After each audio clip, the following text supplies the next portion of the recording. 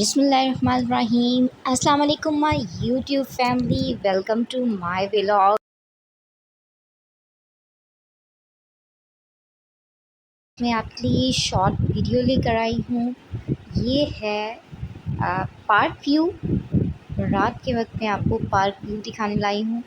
ये देखें, बारिश के बाद पार्क का व्यू कितना खूबसूरत लग रहा है।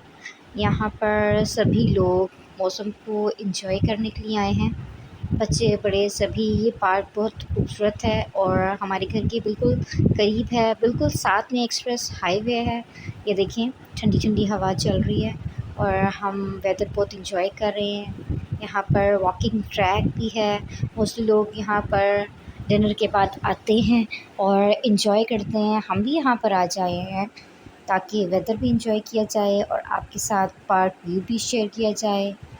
तो देखिए, ये शॉर्ट सी वीडियो है जो आज मैं आपके लिए लेकर आई हूँ।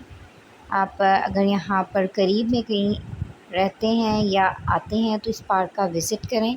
यहाँ पर बच्चे बहुत एंजॉय करते हैं और अच्छा लगता है यहाँ पर आकर सबको बहुत, क्योंकि ये पार्क बहुत बड़ा है। सिर्फ आप यहाँ पर बच्चों के लिए इंटरटेनमेंट नहीं है, यहाँ पर बेंचेस हैं, वॉकिंग ट्रैक्स हैं, डिफरेंट चीज़ें हैं।